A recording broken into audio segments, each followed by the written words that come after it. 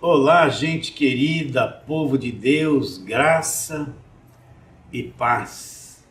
Tudo bem com vocês, meus irmãos amados? Você, minha irmã preciosa, que sempre nos acompanha.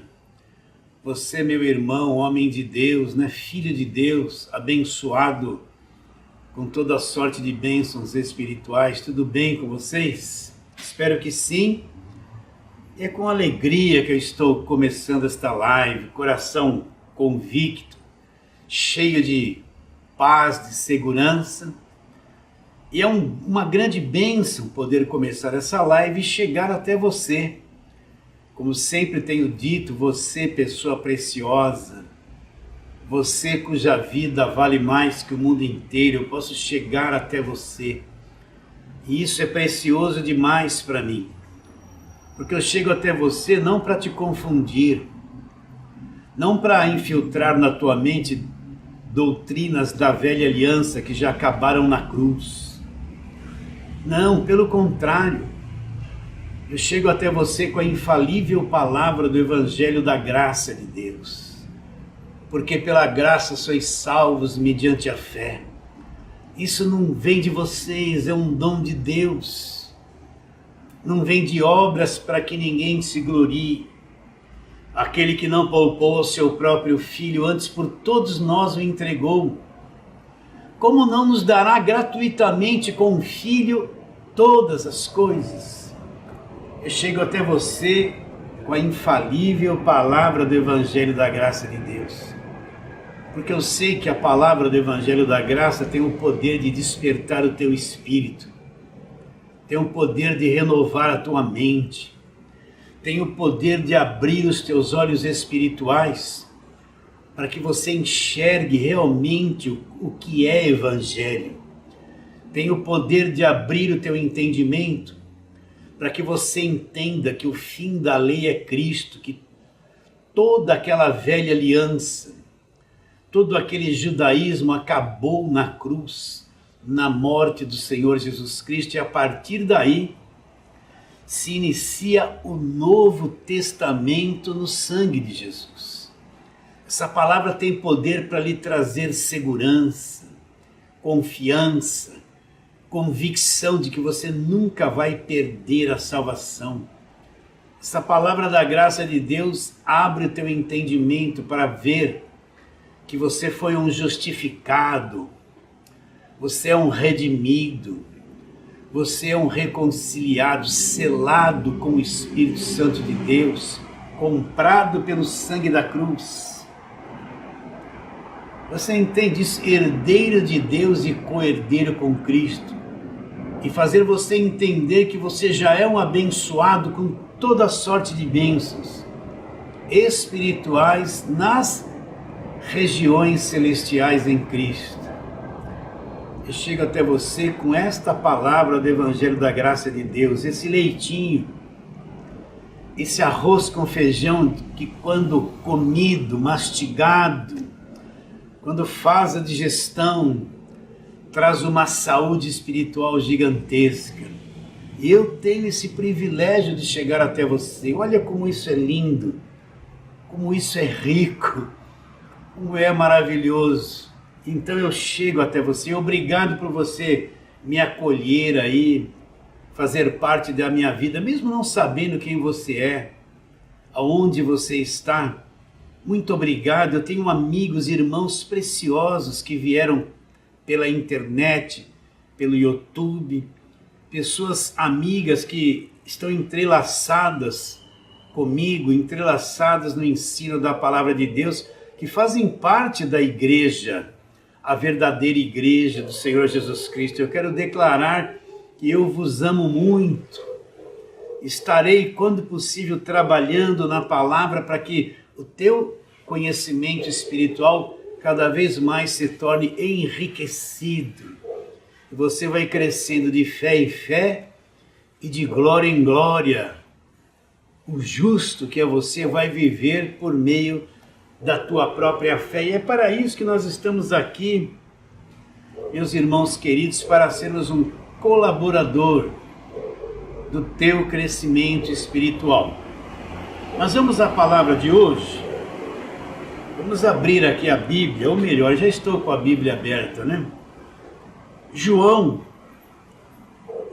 capítulo número 3, e nós vamos ler do verso 14 em diante. João 3, verso 14 até o 18. Então preste muita atenção nisso que nós vamos falar. E de modo porque Moisés levantou a serpente no deserto. Olha que coisa interessante, isso são palavras de Jesus Cristo. Ele está levando a mente daqueles que estavam ao redor dele, o ouvindo, lá para um episódio lá de Número, lá no Velho Testamento. E ele está dizendo: e de modo porque Moisés levantou a serpente no deserto, assim importa que o Filho do Homem seja levantado. O que seria o Filho do Homem ser levantado? Ser pregado na cruz. E agora ele diz, para que todo o que nele acreditar tenha a vida eterna. Porque Deus amou o mundo de tal maneira que deu o seu único filho. Deus amou o mundo de tal maneira que deu o seu único filho. Para quê? Para que todo aquele que crê nele não pereça. Perecer é se perder, se estragar, apodrecer. Não pereça, mas tenha vida eterna. Porquanto Deus enviou o seu Filho ao mundo, para que Jesus Cristo veio ao mundo? Para dar carro para as pessoas, dar dinheiro, dar casamento? Não, isso aí é o falso evangelho que prega. Porquanto Deus enviou o seu Filho ao mundo, não para que julgasse o mundo, mas para que o mundo fosse salvo por ele. Quem nele crê, quem acredita em Jesus Cristo, não é condenado. O que não crê já está condenado, porquanto não acredita no nome do único Filho de Deus. E a condenação é essa, que a luz veio ao mundo e o homem... E a condenação é esta, que a luz veio ao mundo e os homens amaram mais as trevas do que a luz, porque as suas obras eram más. Vamos fazer uma breve oração? Senhor, nós te adoramos, o único Deus verdadeiro, aquele que nos comprou com seu próprio sangue, que já nos libertou do império das trevas, que nos justificou, que nos reconciliou consigo mesmo, que nos selou com o seu Espírito. Nós te adoramos profundamente. Nós somos os verdadeiros adoradores, aqueles nascidos do alto, nascidos de Deus, que foram despertados pelo Evangelho da graça de Deus. Nós somos os verdadeiros adoradores, que o adoramos em espírito e em verdade. E queremos pedir, Senhor, o Senhor venha abrir o nosso entendimento, esses irmãos queridos que receberão esta palavra, venha abrir o entendimento, essas pessoas novinhas na graça que estão chegando agora, sendo libertas do sistema, abra o entendimento de cada um de nós, Senhor, para que possamos ter os olhos do nosso coração iluminados, e enxergar a grandeza daquilo que Cristo fez na cruz por cada um de nós. Oramos pela fé, crendo, em nome de Jesus. Amém. Jesus diz, assim como Moisés levantou a serpente no deserto, assim importa que ele, que era o Filho do Homem. Quando Jesus fala Filho do Homem, Jesus está indicando o seu lado humano. Quando Jesus fala Filho do Homem, é porque Deus se fez carne, assumiu um corpo humano, nasceu de uma mulher, se tornou semelhante a mim, semelhante a você. Ele mostra a natureza terrena que ele tinha. Então ele diz, assim como Moisés levantou a serpente no deserto, importa que o Filho do Homem seja levantado para que todo aquele que nele crê vai receber o quê? Ele tenha a vida eterna. Jesus se reporta lá para o passado, num tempo distante, no acontecimento lá daquele povo que havia sido liberto da terra do Egito, e faz um paralelo do tempo presente daquilo que ele vai fazer na cruz. Então vamos lá para Números, capítulo de número 21, Gênesis, Êxodo, Levíticos e Números. Vamos memorizar isso. Gênesis, Êxodo, Levíticos e Números. Números, capítulo 21. Vamos ver esse episódio que Jesus está se referindo e fazendo um paralelo a ele mesmo. Então, Números 21, vamos ler aqui do verso 4 até o verso 9, para entendermos o que Jesus está querendo nos ensinar e nos fazer compreender. Verso 4, então partiram do Monte Hor, pelo caminho do Mar Vermelho. Quem partiu? Aquele povo que havia saído do deserto, que havia sido escravo 430 anos pelos egípcios. É este povo. Então partiram do Monte Hor, pelo caminho do Mar Vermelho, a rodear a terra de Edom. Porém o povo se tornou impaciente no caminho. E o povo falou contra Deus e contra Moisés, dizendo: por que nos fizeste subir do Egito, para que morramos neste deserto, onde não há pão e nem água, e nossa alma tem fastio deste pão vil? Então o Senhor mandou entre o povo serpentes abrasadoras, que mordiam o povo, e morreram muitos do povo de Israel. Veio o povo a Moisés e disse: havemos pecado porque temos falado contra o Senhor e contra ti. Ora ao Senhor para que tire de nós essas serpentes. Então Moisés orou pelo povo. Disse o Senhor a Moisés: faz uma serpente abrasadora, uma serpente de bronze, que tem aquela cor de fogo, uma serpente abrasadora, põe-na sobre uma haste. E será que todo mordido pela serpente venenosa que olhar para essa serpente abrasadora viverá? Fez Moisés uma serpente de bronze e pôs sobre a haste. Sendo alguém mordido por alguma serpente, se olhava para a serpente de bronze, sarava. Olha que coisa interessante. O povo estava impaciente no caminho. Deus havia prometido que, libertando o povo do Egito, eles seriam levados para uma terra que manava leite e mel. Só que o povo já estava muito tempo andando, rodeando, vivendo no deserto. Deus fazia pela manhã cair aquele maná, que parecia semente de coentro. Eles era um alimento completo, tinha tudo que eles precisavam. Eles escolhiam aquilo, faziam pães, faziam bolos. E Deus estava sustentando aquele povo no deserto. E o povo se tornou impaciente, porque essa terra prometida não chegava diante deles. E se levantou contra Moisés e começou a falar mal contra Deus. Então aqui nos ensina uma coisinha. Vamos trabalhar nisso. Tem certas coisas que demoram anos para acontecer na nossa vida. O caminho de fé, o viver pela fé, não é uma aventura. As pessoas pensam que viver pela fé, Deus vai realizar as coisas que elas querem em uma semana, em um ano, 2 meses. Elas destruíram a vida delas.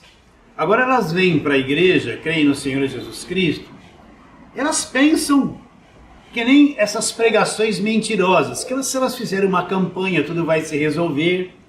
Se elas fizerem votos, tudo vai se resolver. O que é um voto? Eu ponho um dinheiro no envelope, dou na igreja, e eu acho que Deus é obrigado a responder, porque eu pus um dinheiro no envelope, dei na igreja e fiz um voto. O senhor tem que me dar aquilo, eu estou te dando isso.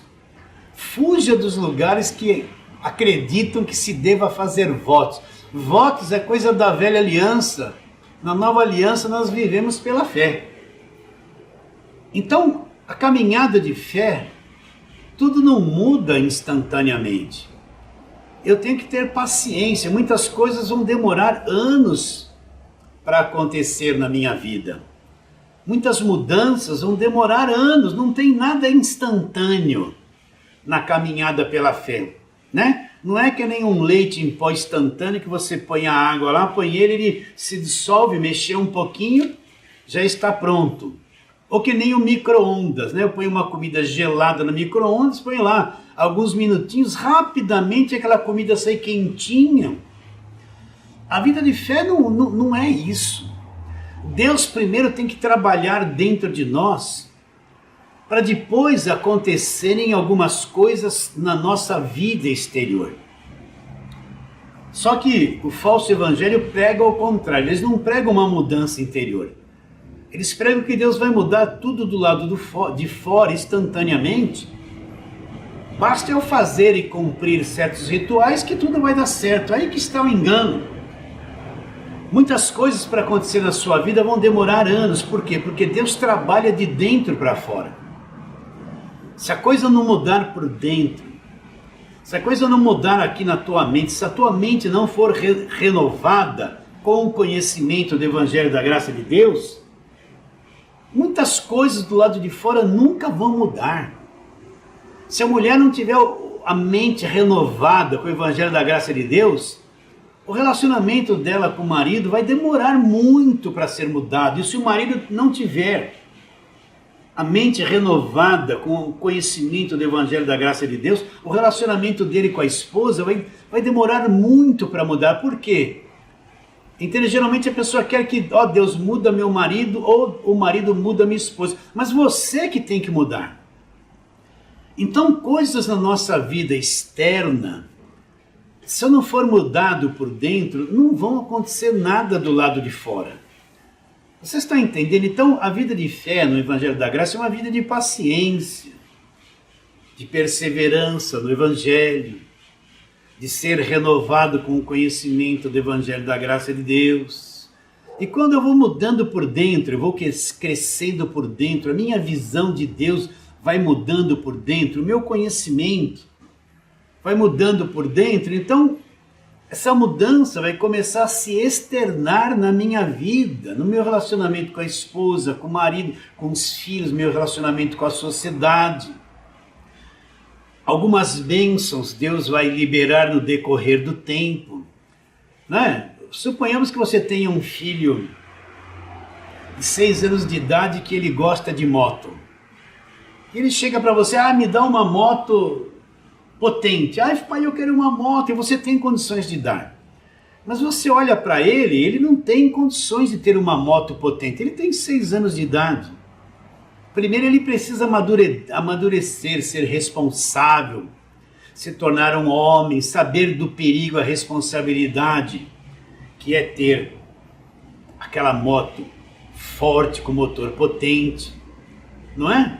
Senão você, ainda que ele queira e você possa dar, você não vai fazer isso, você vai adiantar, vai se precipitar, você vai dar para ele coisas que vão tirar a vida dele. Ele não tem maturidade para ter certas coisas. Mesma coisa é Deus, ele olha para nós e vê lá, essa minha irmã não muda dentro, ela continua teimosa, briguenta, faladeira. Deus olha o homem, esse homem é teimoso, ele se endivida com um monte de coisa. Se ele tiver mais dinheiro, ele vai arrumar muita confusão, vai arrumar mais dívida ainda. Entende? Olha para o jovem, esse jovem, se eu der isso para ele, ele vai fazer muita coisa errada. Ele precisa amadurecer. Então Deus, que é o nosso Pai, Ele conhece o que nós somos por dentro. Ele conhece que se adiantar certas coisas na nossa vida vai nos atrapalhar. Vai trazer problema. Eu conheço muita gente que algumas coisas aconteceram antes do tempo e que a bênção se tornou em problemas, muitos problemas. Então a caminhada de vida de fé é uma coisa de paciência, paciência com a esposa, com o marido, com os filhos, paciência na igreja. E se algumas bênçãos exteriores não aconteceram, você pode ter certeza que por dentro nós não estamos preparados para tê-las. Porque se a tivéssemos, a imaturidade interior ia fazer com que nós tomássemos caminho errado. Então, nada vai mudar instantaneamente. Não vai mudar, muitas coisas não acontecerão na nossa vida se nós não crescermos. Um pé de abacate de 1 palmo de altura, de 2 palmos de altura, pode dar abacate? Não pode, por quê? Porque nasce lá um abacate, 3 abacates de 1 quilo cada um, ele vai quebrar, não tem condições para um abacateiro ter dezenas de abacates, ele precisa se tornar uma árvore frondosa, grande, e ele tem um tempo de maturidade. E quando ele está maduro, seus ramos fortes, seus galhos fortes, quando você menos espera, vem uma florada e nasce aquele monte de abacate de 1 quilo, uma coisa linda, porque o abacateiro amadureceu e passou a ter condições de dar o fruto e suportar o peso daquele fruto. Mesma coisa nós. Muitas coisas só vão acontecer na nossa vida quando nós crescermos. Não adianta ficar, Deus me dá isso, tomo posse daquilo, eu declaro, eu determino. Deus não vai fazer nada por você se você não crescer, não amadurecer. A bênção vem de dentro para fora. Então o povo de Israel perdeu a paciência. Eles só comiam aquele maná que Deus dava, o pão do céu. E essa terra prometida nunca acontecia, nunca chegava. Eles estão no deserto e começaram a falar mal de Deus e de Moisés. E o que eles falavam? Por que nos fizesse subir da terra do Egito para que morramos nesse deserto? Que não há pão e nem água, e nossa alma está cansada de comer esse pão vil? Olha o que eles estão dizendo, eles esqueceram que eles foram 430 anos escravos no Egito, eles trabalhavam só para comer. Eles eram disciplinados lá, os egípcios mandavam na vida deles, eles estavam revoltados, porque eles estavam no deserto, caía aquele maná, ninguém lá ficava doente. Esse maná era um pão tão extraordinário que ninguém ficava doente, mas a alma deles estava inquietas com tudo isso. Aí eles se levantaram contra Deus, contra Moisés, amaldiçoaram, disseram que aquele pão que caía do céu era um pão vil. E o que Deus fez? Deus mandou um monte de serpente venenosa morder eles, e começou a morder, deixaram o veneno neles, e um monte deles começaram a morrer. Era assim no tempo da lei. Quando o povo se rebelava, Deus deu um mandamento: não matarás, mas Deus mandava matar todas aquelas pessoas que eram inimigas do povo de Israel. Quando o próprio povo desobedecia, Deus matava alguns. Eu quero que você pense a respeito disso. O próprio Deus transgredia a própria lei dada por ele. Mas vamos em frente, não é o caso agora. Então Deus mandou esse monte de serpente venenosa, e o povo reconheceu que tinha pecado contra Deus. Então o povo veio a Moisés e disse: havemos pecado contra ti e contra Deus. Ora a Deus para que Deus tire de nós, do meio de nós, essas serpentes abrasadoras. E Moisés orou, e Deus deu ali uma direção, um trabalho a fazer. Deus chegou para Moisés e falou: Moisés, você faz uma serpente de bronze. Bronze é a cor do fogo, semelhante a fogo. Uma serpente abrasadora. Você põe ela numa haste bem alta, no meio do arraial de Israel, do acampamento, numa vara bem alta. Aquele que for mordido pelas serpentes venenosas, que tiver o veneno da serpente no seu sangue correndo, se ele olhar para essa serpente abrasadora, o que vai acontecer? O veneno da serpente venenosa vai ser neutralizado. Vai ser neutralizado. Então o que acontecia? Moisés fez essa serpente e pôs lá. E quando alguém do povo era mordido pela serpente venenosa, repare bem, bastava ele olhar para a serpente de bronze. Bastava ele olhar. Só olhar, não precisava fazer nenhuma obra, nada. Ele só olhava, e aquele olhar para a serpente de bronze, esse ato neutralizaria o veneno da serpente que estava correndo no sangue dele, na carne dele. Agora, Serpente na Bíblia é um símbolo de Satanás, um símbolo do pecado. Sempre quando se fala em serpente, a primeira coisa que se faz é um símbolo do diabo. Não é verdade isso? Agora, por que Jesus? Por que Jesus ele se compara, ele vai lá na velha aliança, naquele momento, deixa eu voltar lá para João capítulo 13, e ele se compara à serpente do deserto. Ele se compara àquele acontecimento lá há milhares de anos antes da sua vinda neste mundo. Ele diz, e de modo porque Moisés levantou a serpente no deserto, assim importa que o Filho do Homem seja levantado, olha lá, para que todo o que nele crê tenha o quê? Tenha a vida eterna. Jesus mostra agora, apontando aquele quadro lá na velha aliança, mostrando o que aconteceria com ele na cruz. Tendo aquele exemplo da serpente abrasadora, ele mesmo, como se ele mesmo fosse se fazer serpente na cruz. Mas serpente não é símbolo de Satanás? Por que Jesus se compararia a isso? Porque Jesus ali na cruz, ele se fez pecado por cada um de nós.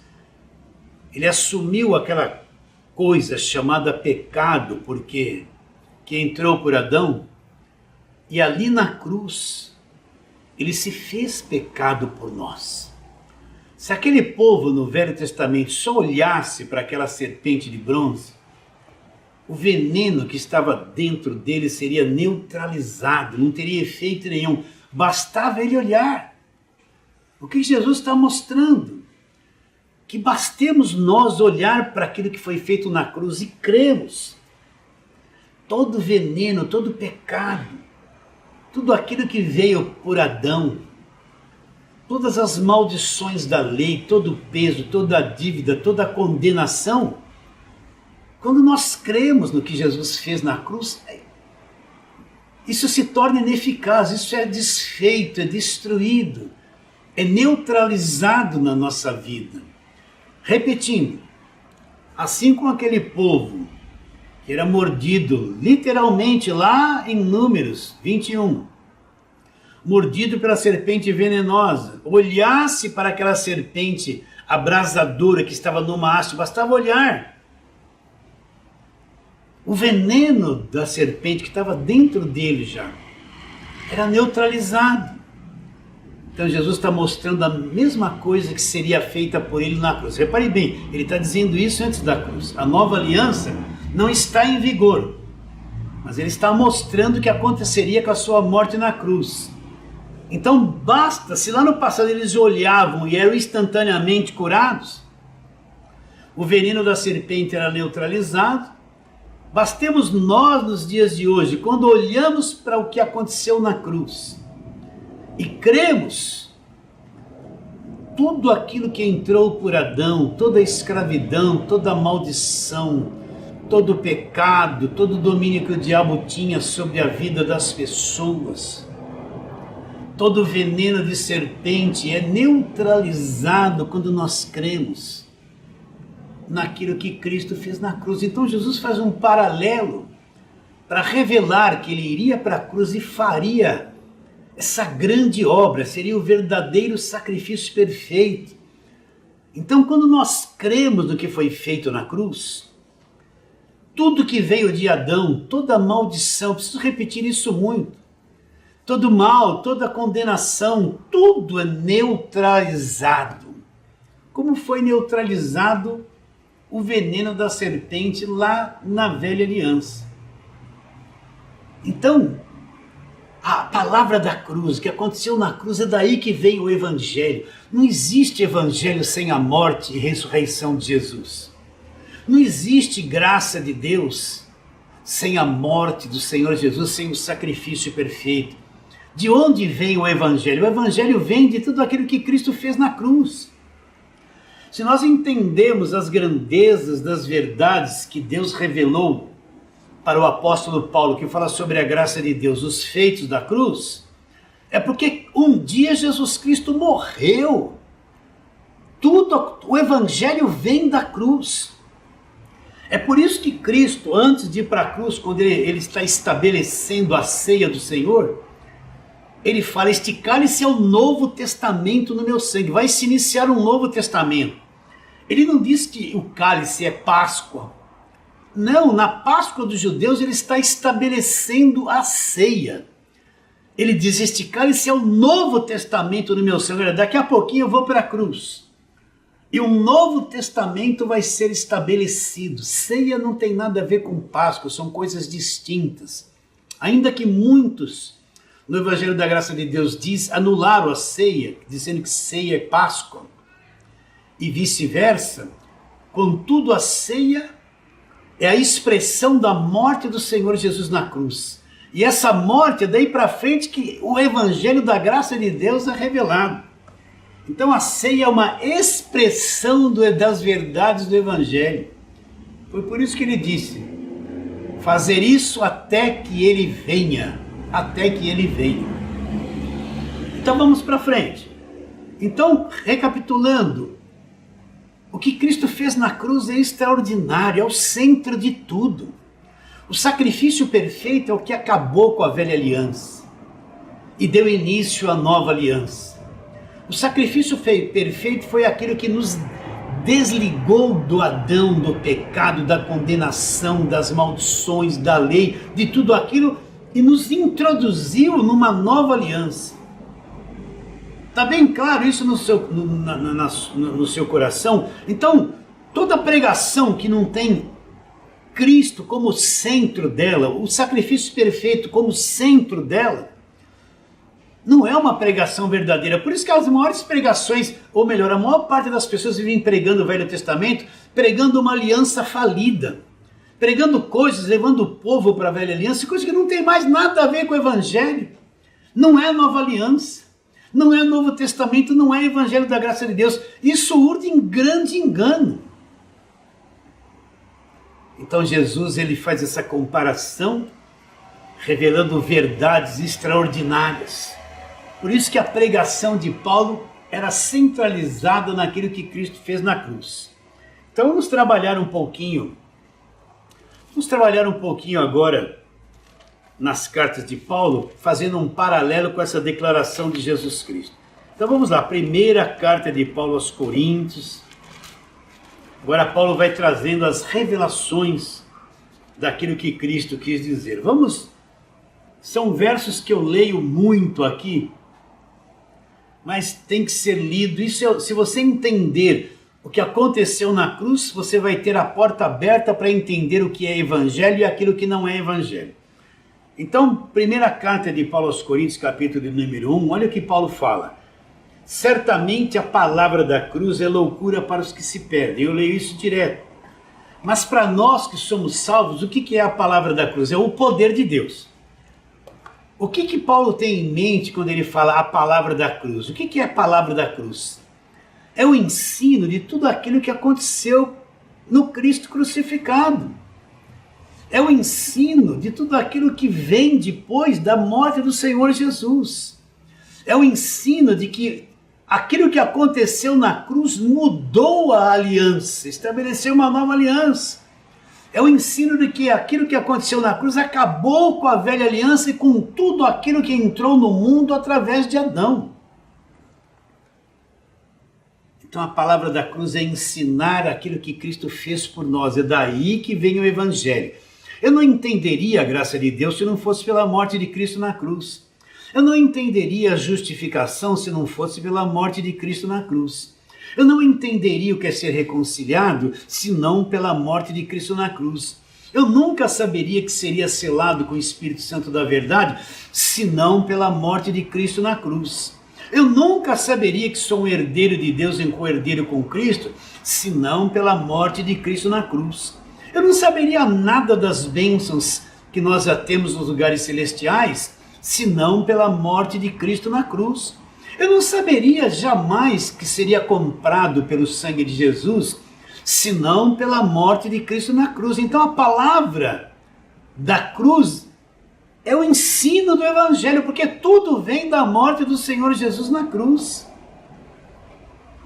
Será que você entende isso? Então Paulo fala, certamente, meus irmãos, certamente, isso é uma coisa certa. Certamente a palavra da cruz é loucura para quem está perdido. Então presta atenção. Quem está perdido, mesmo perdido dentro das igrejas evangélicas, porque tem tantas igrejas evangélicas, por aquilo que eles pregam, você percebe, esse povo está perdido. Esse povo está acreditando em água. Esse povo está acreditando em terra de Israel. Esse povo está acreditando em óleo. Esse povo está acreditando em sal grosso. Esse povo está acreditando em arquinha da aliança. Esse povo está acreditando em altar, em chifre de bronze no altar. Esse povo está acreditando em cajadinho. Esse povo está acreditando em sessão de descarrega. Esse povo está perdido. Esse povo não conhece o evangelho. Esse povo está dando bala ungida. Esse povo está acreditando em suco de uva dentro de um frasquinho para passar na porta. Esse povo está perdido, porque isso aí não é evangelho. Então Paulo diz, certamente é uma coisa certa. A palavra da cruz é loucura para quem está perdido. Mas para nós que já fomos salvos, que temos o entendimento aberto, que entendemos o evangelho, a palavra da cruz é o poder de Deus. O que é a palavra da cruz? Poder de Deus. Porque pela palavra da cruz é que eu conheço o evangelho. Então vamos, Paulo diz, certamente a palavra da cruz é loucura para os que se perdem, mas para nós que somos salvos, como é bom ouvir a palavra da cruz, como é bom entender o evangelho, como é bom entender a graça de Deus, a salvação eterna, não há mais condenação. Isso é a palavra da cruz. Para nós que somos salvos, a palavra da cruz é o quê? Poder de Deus. Aí Paulo fala, mas nós pregamos, o que Paulo pregava? Você viu alguma vez Paulo fazendo campanha, voto, sacrifício, obrigando alguém a ser dizimista? Você viu alguma vez Paulo falando sobre passar óleo nas pessoas? Paulo nunca falou nada disso. Você viu alguma vez Paulo obrigando as pessoas a viver debaixo da lei? Pelo contrário, ele pregava que o fim da lei é Cristo. Você viu alguma vez Paulo fazendo campanha de muralha de Jericó, do segundo boi, 7 mergulhos de Naamã? Você viu alguma vez Paulo levando as pessoas a praticar isso? Jamais. Paulo pregava o Cristo crucificado, o que aconteceu na cruz, é daí que veio o evangelho. Aí Paulo fala no verso 23 da primeira carta de Paulo aos Coríntios, mas nós pregamos Cristo crucificado. Aí ele vai mostrar para os judeus, escândalo para os judeus, falar de Cristo crucificado até hoje é escândalo para os judeus.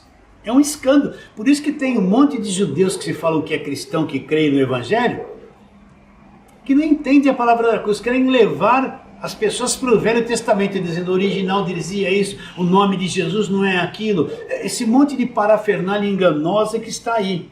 Mas nós pregamos Cristo crucificado, lá escândalo para quem está, para os judeus que estão embaixo da lei, loucura para os gentios.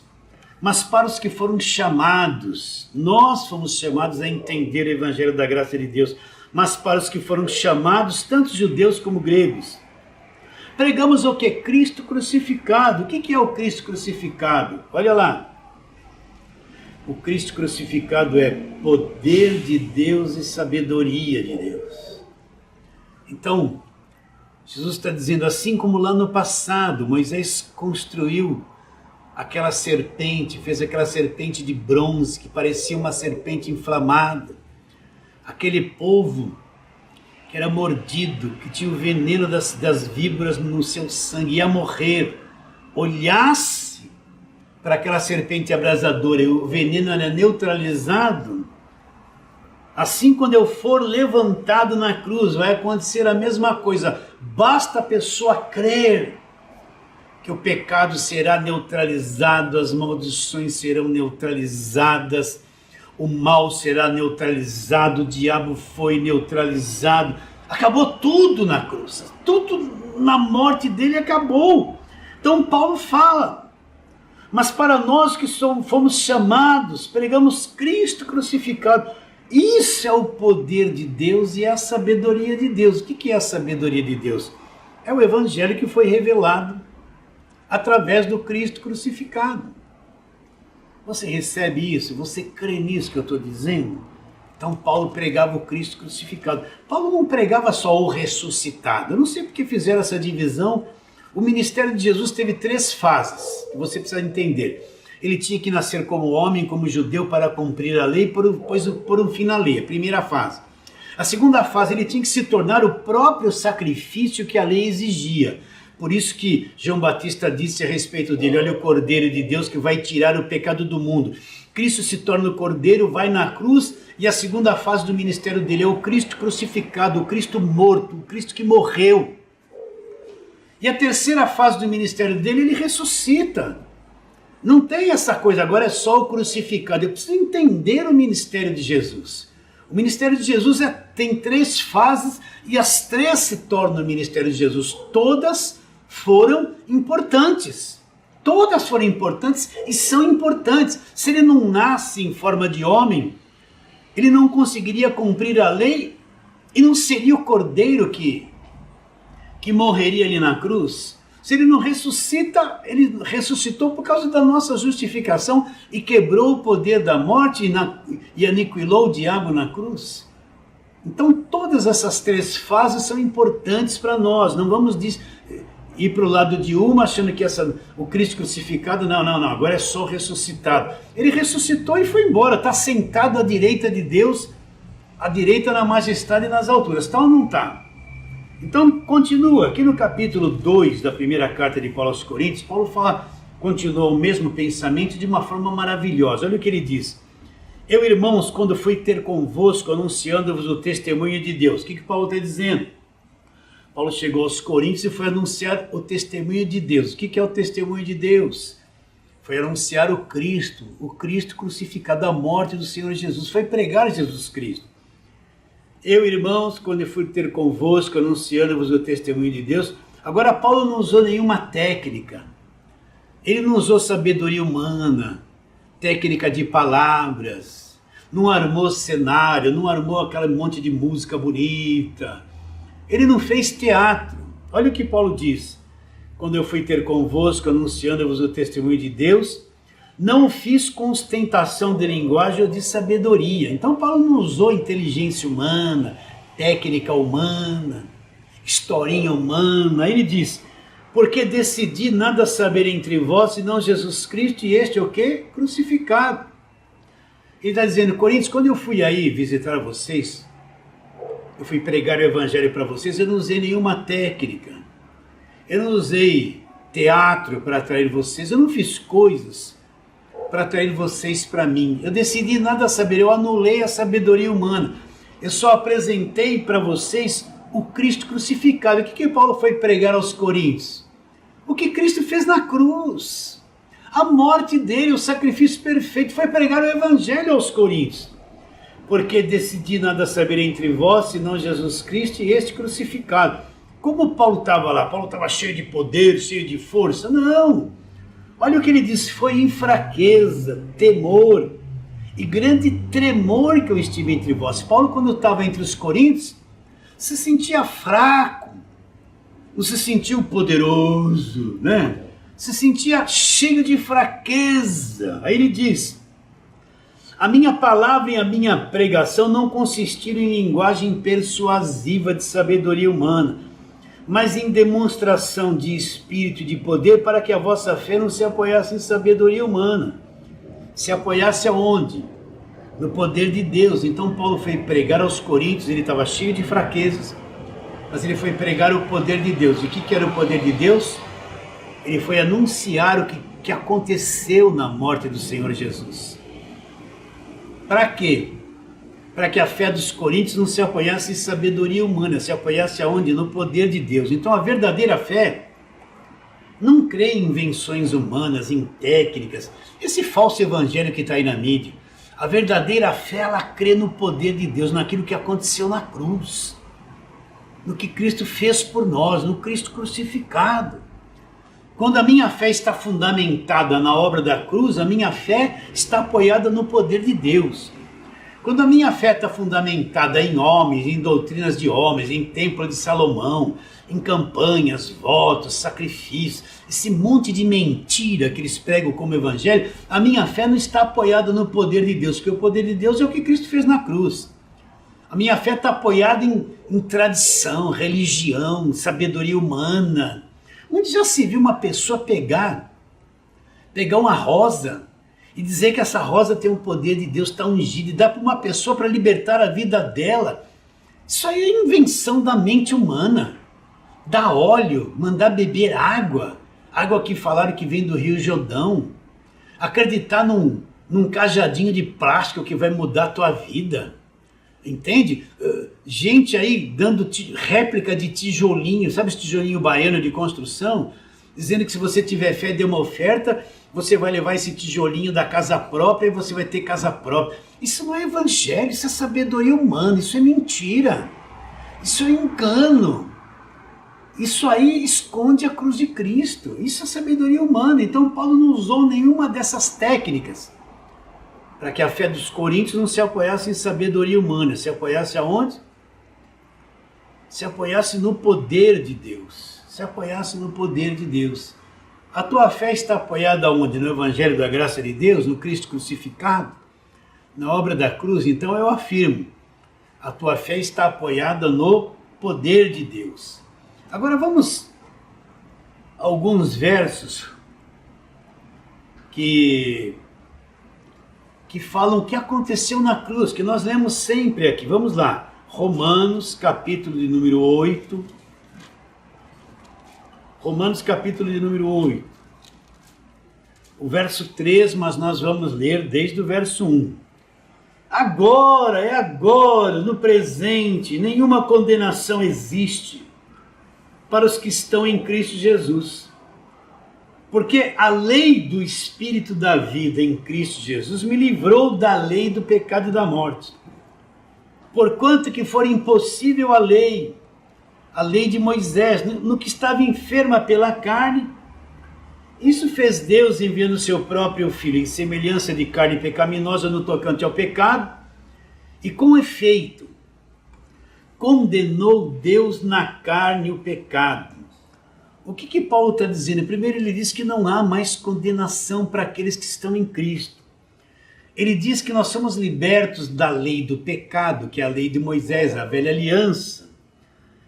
E uma nova lei, que é a lei do Espírito da vida, a lei do Evangelho da Graça, me livrou da lei do pecado e da morte. Agora ele vai mostrar o que aconteceu para que essa realidade se tornasse viva em nós. Ele diz, o que foi impossível a lei de Moisés, no que estava enferma pela carne. Então, a lei de Moisés exigia a perfeição de pessoas imperfeitas. Mas ninguém que estava preso num corpo de carne tinha o poder de obedecer à lei. Então a lei entrou em conflito, houve uma enfermidade no relacionamento da lei com a carne.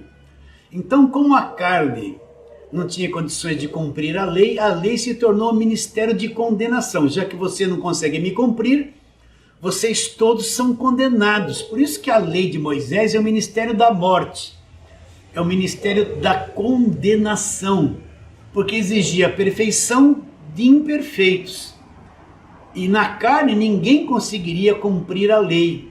Então a lei se tornou o ministério da morte. Houve uma enfermidade no relacionamento entre a lei e a carne. A lei estava enferma pela carne, agora Deus vai mudar essa situação. Isso fez Deus enviando o seu Filho em semelhança de carne pecaminosa no tocante ao pecado. Então, já falei isso muito, preciso falar de novo. A carne, o corpo humano de Jesus Cristo, Jesus não foi possuidor de uma carne como a nossa, caída pelo pecado de Adão. Cristo teve um pai espiritual, que era Deus, e uma mãe física. Então a genética de Jesus Cristo, a genética era de Deus. O sangue dele não veio da descendência de Adão. O sangue dele era uma genética de Deus. Então quando Jesus Cristo nasceu, o corpo de carne dele não veio manchado como o meu e como o teu. Ele não herdou essa herança dessa carne caída que veio de Adão como nós herdamos. Nós temos uma natureza humana caída que é contrária a Deus, ela trabalha contra Deus, ela produz um fruto para a morte e ela não para nunca de produzir essas coisas. Agora, o corpo de carne do Senhor Jesus Cristo, ele era uma carne perfeita. Ele não tinha essas tendências como a nossa. Não era esse corpo de carne pecaminoso que nós temos. A genética dele era de Deus. Porque se ele tivesse uma carne pecaminosa como a nossa, ele não poderia ser o cordeiro perfeito. Ele não poderia fazer o sacrifício perfeito. Ele não poderia ter o sangue perfeito. Deus não tinha sangue. Mas na pessoa de Jesus Cristo, Deus passou a ter sangue, porque ele nasceu como homem. Por isso que ele nunca pecou, porque ele não tinha natureza de pecado. A natureza da carne dele era uma carne perfeita, como Adão era antes de cometer o pecado. Será que você entende isso? Entende? Porque se ele tivesse uma carne pecaminosa como a nossa, ele não poderia ser o cordeiro sem mancha, sem mácula, e o seu sacrifício perfeito, o seu sangue, não poderia ter efeito nenhum. O sacrifício dele não valeria nada, não poderia ser possível estabelecer uma nova aliança. Então Jesus Cristo era homem e Deus ao mesmo tempo, sem pecado, uma carne perfeita. Por isso que ele enfrentou esse mundo todo e nunca cometeu um pecado. Por isso que ele resistiu a esse sistema maligno, perverso que existe no mundo e nunca se dobrou a um pecado, nunca se dobrou a uma mancha. Por quê? Ele era perfeito, Cordeiro de Deus perfeito, que vai tirar o pecado do mundo. Então ele diz: isso fez Deus enviando seu próprio Filho em semelhança de carne pecaminosa. Semelhante é uma coisa, não era igual, era semelhante. Pode ter duas pessoas semelhantes, mas iguais não tem. Então a carne de Jesus Cristo era semelhante, tinha a aparência da nossa carne, mas não era igual à nossa. Olha como isso é magnífico, gigantesco, dá para entender por que o sacrifício foi perfeito, por que tinha sangue perfeito, por que foi instituído a nova aliança no sangue de Jesus. Isso fez Deus enviando seu próprio Filho em semelhança de carne pecaminosa no tocante ao pecado, e com efeito condenou Deus na carne o pecado. O que isso quer dizer?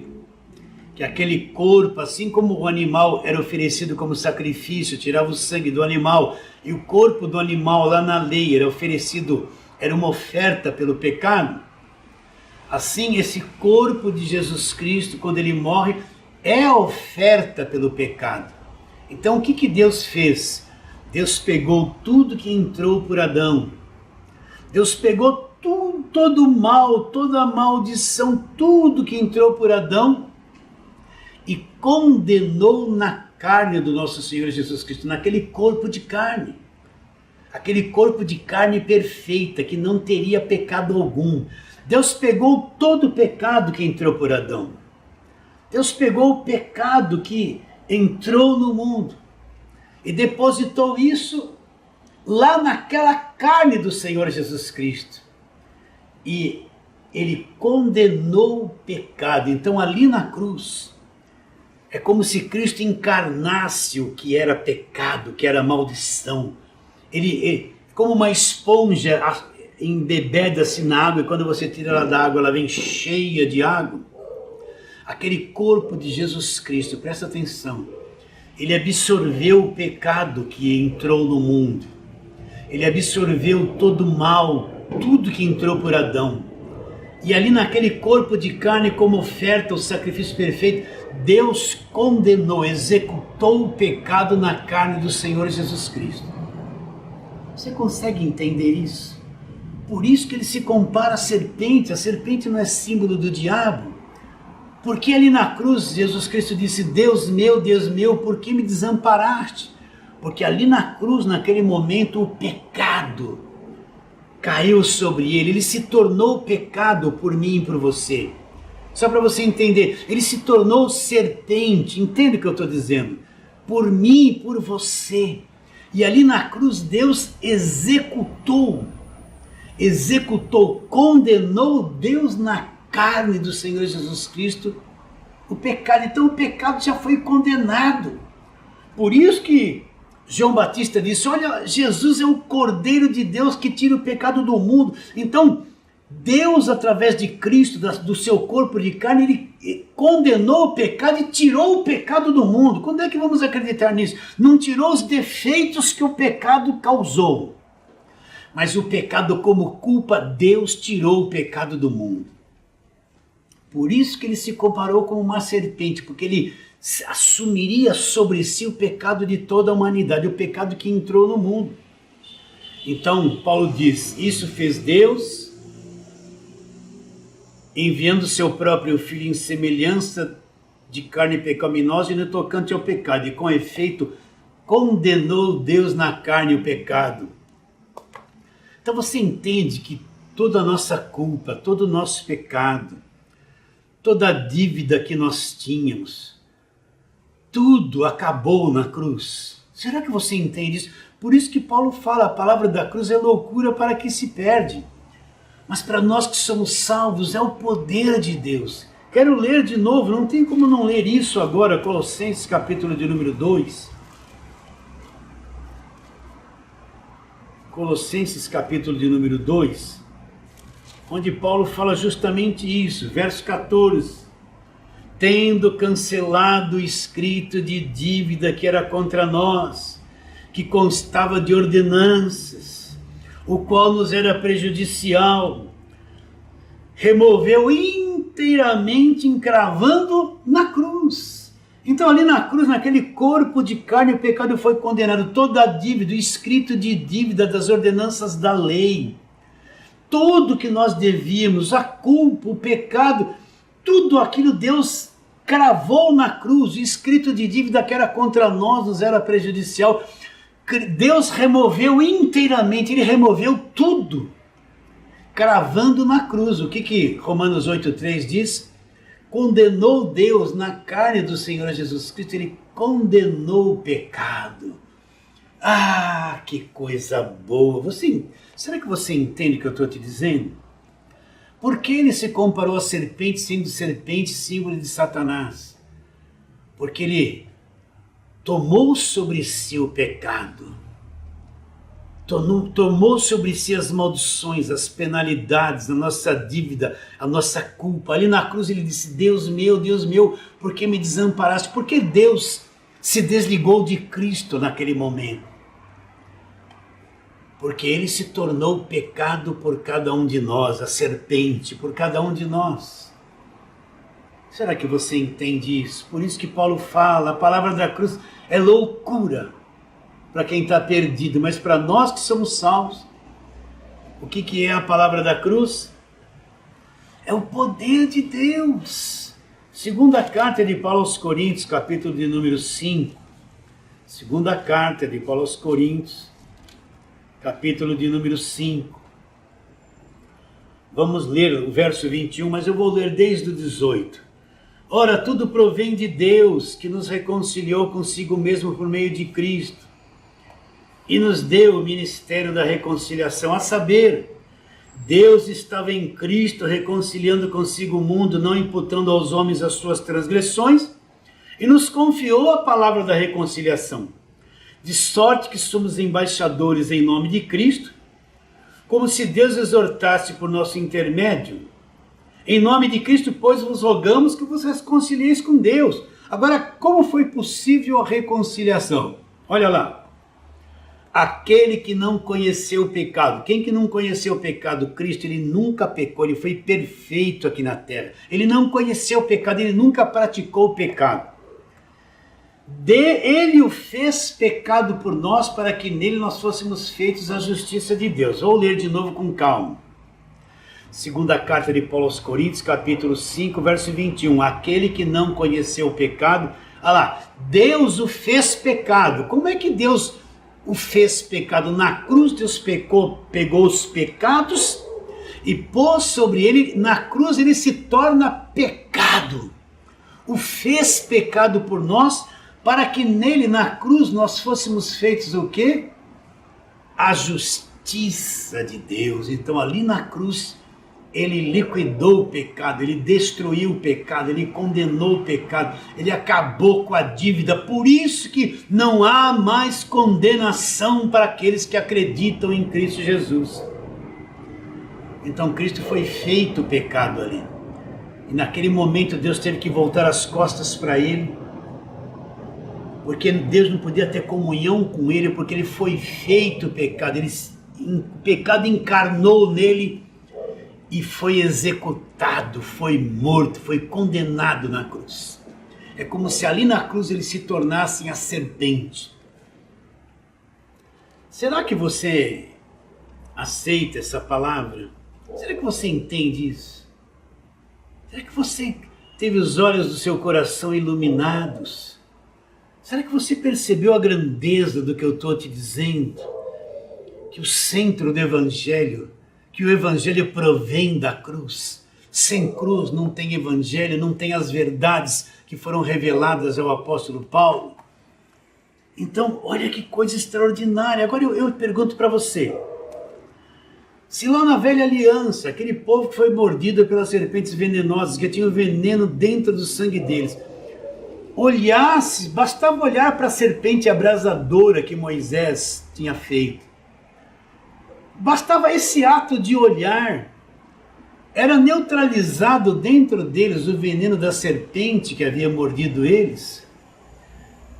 E nós, crendo no que foi feito na cruz, olhando para a cruz, olhando no Espírito, olhando para o Evangelho da cruz, crendo, tudo é neutralizado na nossa vida. Se eles olhavam para uma serpente de metal e o veneno era neutralizado neles, imagine nós olhando para a cruz, para o Cristo crucificado, entendendo o que ele fez lá, sabendo que foi feito para cada um de nós, toda a culpa, toda a maldição, toda a condenação, todo o castigo, tudo é neutralizado instantaneamente na nossa vida. Por isso que eu afirmo, o verdadeiro cristão não precisa de libertação, de corrente de libertação, de oração forte, de imposição de mãos, de óleo ungido na testa. Não precisa dessa mentira toda. Por quê? Porque a cruz é suficiente. O sacrifício é suficiente. Quando eu creio de todo o meu coração, tudo é neutralizado na minha vida. Tudo é neutralizado na minha vida. Por isso que nós não andamos mais debaixo de condenação. Por isso que nós fomos reconciliados e justificados. Não temos mais culpa. Você está entendendo? Por isso que nós entendemos a liberdade que o Evangelho da Graça de Deus nos dá. Por isso que nós dizemos que somos abençoados com toda sorte de bênçãos espirituais dos lugares celestiais. Por isso que nós declaramos que o diabo foi aniquilado na cruz, porque foi. A cruz aniquilou o diabo também, e despojando os principados e potestades, publicamente os expôs ao desprezo, triunfando deles aonde? Na cruz. Todos os principados do mal já foram despojados, e Cristo triunfou deles na cruz. Os filhos têm participação comum de carne e sangue, desses também ele participou, para que por sua morte destruísse, aniquilasse o que tinha o poder da morte, não tem mais, a saber, o diabo. Então o diabo foi aniquilado. Para nós que estamos no Evangelho da Graça de Deus, já foi aonde? Na cruz. Na cruz. Acabou o problema.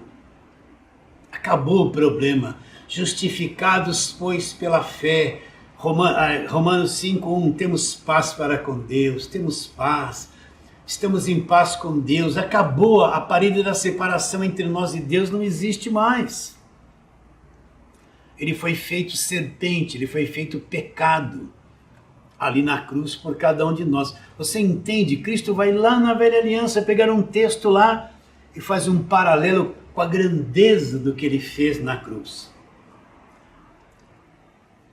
Você aceita essa palavra de hoje? Vamos só mais a um verso. Gálatas capítulo de número 6. A cruz dividiu os dois mundos. A cruz divide a velha aliança da nova aliança, a velha criação da nova criação, o velho mundo do novo mundo. A cruz divide o perdido dos salvos, aqueles que não são daqueles que são. A cruz divide, a velha aliança acabou, da cruz para frente se começa uma nova aliança. Olha o que Paulo diz, Gálatas capítulo 6, verso 14, longe de mim gloriar-me, senão na cruz de nosso Senhor Jesus Cristo, pela qual o mundo está crucificado para mim e eu para o mundo. Então, Paulo se gloriava em quê? Ele se gloriava de ser um grande apóstolo. Ele se gloriava de ter ido até o terceiro céu e ouvir palavras inefáveis? Não, Paulo era humilde. Paulo não se gloriava nas grandezas das revelações que ele teve. Ele não se achava grande, o bom, entende? O super. Não, Paulo era humilde. Mas ele se gloriava na cruz do nosso Senhor Jesus Cristo. Por quê? Ele diz, porque por esta cruz eu estou crucificado para o mundo. E o mundo não faz mais parte de mim. Eu estou crucificado para o mundo e o mundo crucificado para mim. O que ele está dizendo? Que pela cruz ele morreu para o sistema religioso, para o mundo religioso, para o judaísmo, para o mundo pervertido e contaminado. Ele morreu para tudo isso. E a cruz, ele também morreu para tudo isso e o mundo morreu para ele. Então a cruz é o divisor de águas. Quem entendeu isso se libertou da velha criação, se libertou da lei, se libertou do Velho Testamento, se libertou da religião, se libertou de tudo. Tudo isso morreu para o verdadeiro cristão. E ele nasceu para Deus, ele faz parte de uma outra dimensão. É isso que Paulo se gloriava. Quando Paulo pensava nessas coisas, batia no coração dele aquela alegria, ele se gloriava. Oh, que coisa linda, eu morri para a velha aliança. Então, por isso que eu afirmo, Deus não se relaciona mais comigo e com você através do Velho Testamento. Aquilo tudo acabou na cruz. Deus não se relaciona mais comigo com você através da lei, dos rituais da lei, das pregações do Velho Testamento, porque o próprio Deus pôs um fim em tudo isso acabou. Mas está na Bíblia para mostrar que tudo isso acabou. Deus só trata agora com aquilo que é depois da cruz. Por isso que Paulo diz, aquele que está em Cristo é uma nova criação. As coisas velhas se passaram e tudo se fez novo. Então, Deus agora ele se relaciona conosco através da nova aliança. A velha aliança para Deus acabou. Já acabou, ele não volta mais atrás, entende isso? Como ele se relaciona comigo e com você através do Novo Testamento, no sangue de Jesus. Com quem Deus se relaciona agora? Com a nova criação que surgiu depois da cruz. Começou uma nova criação. Tudo que é antes da cruz está morto. Está morto, não tem impacto com Deus, porque Deus isolou tudo aquilo. Tudo que vem depois da cruz é a nova criação. Essa é a forma pela qual Deus lida e se relaciona com cada um de nós. Para terminarmos, vamos lá onde começamos. João, capítulo 3, versos 14 e 15 só. De modo porque Moisés levantou a serpente no deserto, assim importa que o Filho do Homem seja levantado. Agora vem a conclusão. Para quê? Para que todo o que nele crê tenha a vida eterna. Assim como aquelas pessoas que eram mordidas pelas serpentes venenosas, quando olhasse para a serpente de bronze, o veneno era neutralizado. Assim Jesus está dizendo, eu vou ser levantado um episódio semelhante àquele. Para aquele que acreditar nisso vai ter a vida eterna. Então, quando eu creio na obra da cruz, creio no que foi feito pelo Senhor Jesus, todo o veneno do pecado, tudo que entrou por Adão, tudo que é diabo, maldição, é neutralizado na minha vida e eu entro numa nova dimensão de vida. Aqueles que estão em Cristo são uma nova criação. As coisas velhas se passaram, tudo se fez novo. Você recebe essa palavra de hoje? Vamos terminando por aqui. Foi uma alegria estar com você até agora. Eu quero terminar declarando isso, como sempre faço, declarando que a tua vida vale mais que o mundo inteiro.